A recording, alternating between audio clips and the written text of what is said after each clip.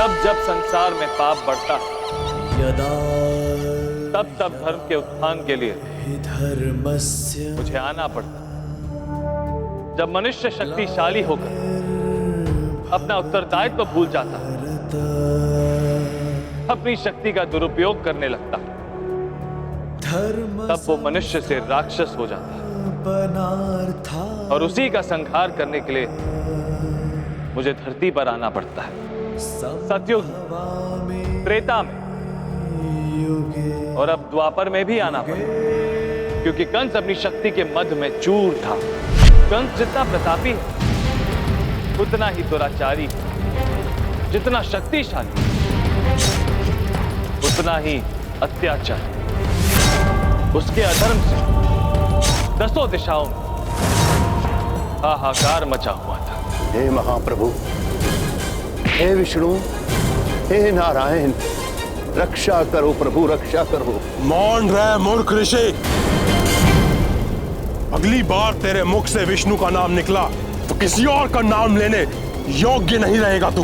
परंतु ईश्वर का नाम लेने में आपत्ति क्या है? चुप रहे मूर्ख ब्राह्मण। तू नहीं जानता यहाँ के ईश्वर वो है जिनके हुंकार से दसों दिशाएं थर थर कांपती है, जिनके बाहुबल के सामने ये पर्वत भी सर झुका लेते हैं, जिनके पदचाप से ये धरा विचार जाती है। संसार के ईश्वर है, सर्वशक्तिशाली, पृथ्वी के स्वामी है, राजाओं के राजा, महाराज कंस। नारायण के अस्तित्व को चुनौती मत दो कंस। वही ईश्वर है, वही सृष्टि के संचालक है। तुम कभी नारायण के समकक्ष नहीं बन सकते। तुम मात्र एक कवि हो, दानव हो, एक राक्षस हो और एक नारायण।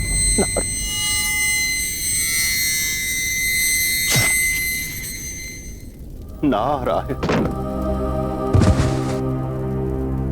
दुराचारी कंस, तुमने निर्दोष जनों की हत्या की है।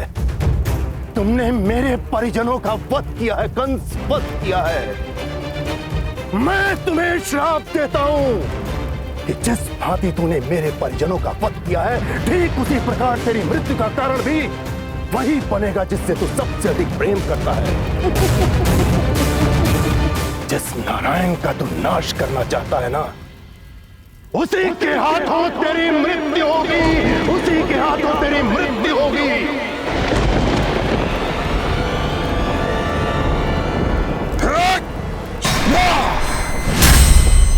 महाक्रूर, महाक्रोधी, महाअत्याचारी कंस के हृदय में एक कोमल कोना था, जहां प्रेम बसता था, भावनाएं थी, चिंता थी, मोह था अपनी बहन देवकी के लिए। राजकुमारी देवकी आपके स्वयंवर के लिए राजसभा राजकुमारों से भर चुकी है, तो उन्हें प्रतीक्षा करने दो। महाबली कंस की बहन से विवाह करने के लिए उन्हें प्रतीक्षा का मूल्य तो चुकाना ही होगा। इस सभा में से वही देवकी का वर बन सकता है जो अपना संपूर्ण जीवन मुझे अधीन करे। स्वीकार है? विचित्र शर्त थी, सभी असमंजस में थे। न कोई अपनी स्वतंत्रता खोना चाहता था, न कोई महाबली कंस के निकट संबंधी होने का अवसर खोना चाहता था। बोलो स्वीकार है? मैं आपकी शर्त से सहमत नहीं हूं। विवाह एक ऐसा संबंध है जहां पति अपना जीवन पत्नी को और पत्नी अपना जीवन पति को दे देती है। यदि मैंने स्वयं को आपके अधीन कर दिया तो मेरे जीवन पर मेरा ही अधिकार नहीं रहेगा, और जब मेरे जीवन पर मेरा ही अधिकार नहीं रहेगा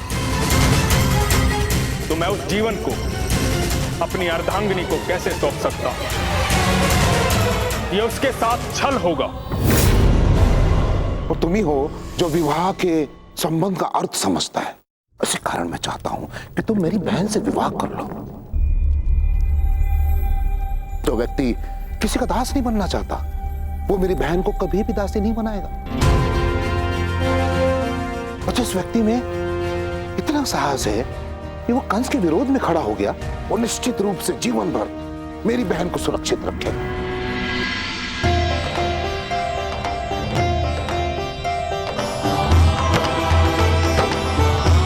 माता देवकी का विवाह पिता वासुदेव से संपन्न हुआ। कंस बहुत प्रसन्न था, परंतु उसे ये ज्ञात नहीं था कि वो अपने काल को लाने का उपक्रम कर बैठा है। विदाई के समय कंस स्वयं अपनी बहन को ससुराल पहुंचाने के लिए रथ का सारथी बना।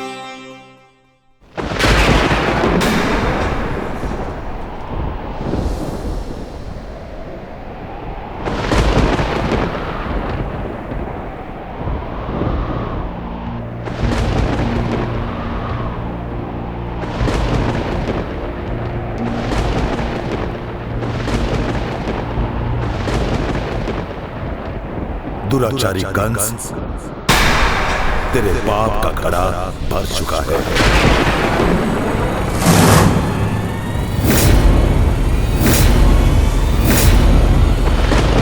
तेरा अंतिम समय निकट आ गया है।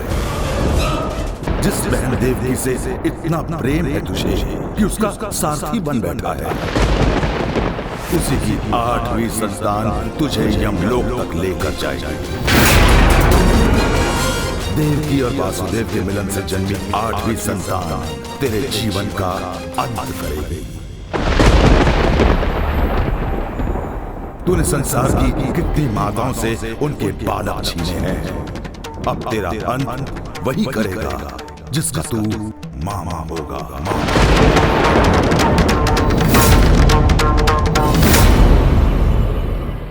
आकाशवाणी सुनकर कंस अपनी बहन के लिए अपना कर्तव्य भूल गए और वो माता देवकी को कारगर की ओर खींच रहा, ये जाने बिना कि उसका अपना काल उसे अपनी ओर खींच रहा।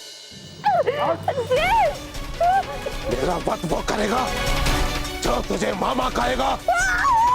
नहीं थी ना आकाशवाणी, अर्थात तेरा पुत्र देवकी।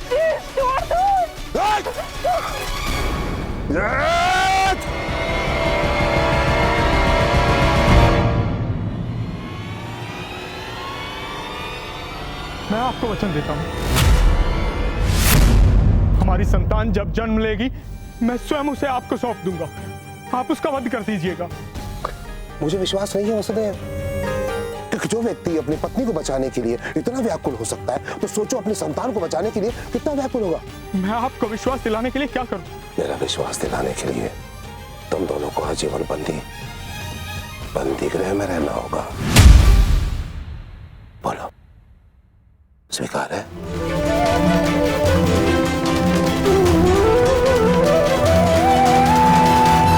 स्वीकार। जिन हाथों पर आभूषण भी भारी लगते थे, उन कोमल हाथों को बेड़ियों से जकड़ दिया था।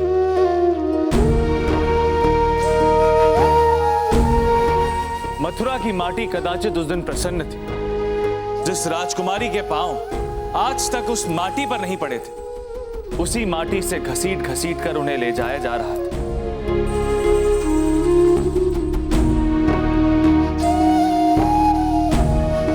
जिस मांग में कभी सिंदूर था, आज उस मांग में धूल थी। जिस मुख पर गर्व था, आज उस मुख पर पीड़ा थी।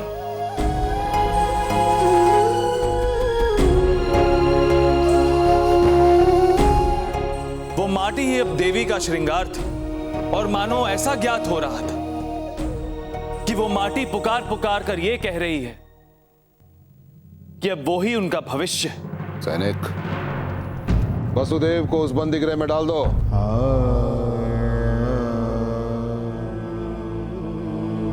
और देवकी को उस कारागार में। दाम्पत्य जीवन में ऐसा प्रवेश किसी का ना हुआ होगा जैसे माता देवकी और पिता वासुदेव का हुआ। माता देवकी और पिता श्री वासुदेव को उन्होंने अलग अलग कारागार में डाला ताकि उनकी संतान जन्म ही ना ले सके। परंतु माधव, आप और आपके साथ अग्रजों का जन्म कैसे संभव हुआ? ये क्या माया थी? रुक्मिणी, मुझे तो जन्म लेना ही था और यही विधि का विधान था। देवकी माता को मुझे जन्म देना था। इसीलिए ब्रह्मदेव ने नारद मुनि को कंस के पास भेजा ताकि वो अपनी बातों से कंस को उलझाकर इस समस्या को सुलझा सके। जन्म लेने दीजिए अपने काल को और फिर उसका वध कीजिए, और फिर देखिए महाराज, कोई भी देवता भविष्य में कोई भी भविष्यवाणी करने की भूल नहीं करेंगे। नारायण नारायण। कंस के मन में नारद ने अहंकार और भ्रम भर दिया था। कंस संसार को दिखा देना चाहता था कि वो किसी से भयभीत नहीं, और उसने फिर से मां देवकी और पिता श्री वासुदेव को एक साथ रहने की आज्ञा दे दी। विधि का विधान, विधाता की माया, कारागृह के कष्टों के मध्य भी सुख का पहला वसंत वासुदेव और देवकी के भाग्य आया। मां देवकी की पहली संतान जन्म लेने वाली थी।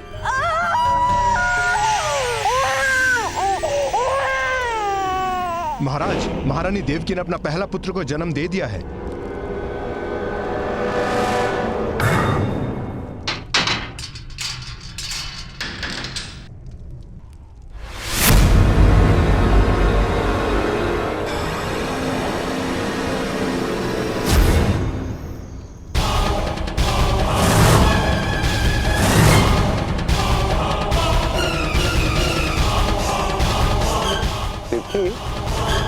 देखो, पुत्र प्राप्ति का सुख तुमने पा लिया, अब काल समाप्ति का सुख मुझे पाने दो।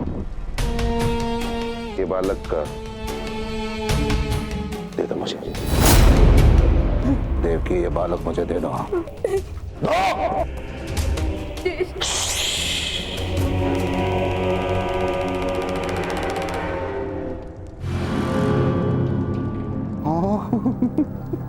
कितना प्यारा है मेरी देवकी की संतान, पर है तो मेरा काल। अब देखते हैं कौन किसका काल बनता है, तू मेरा या मैं तेरा।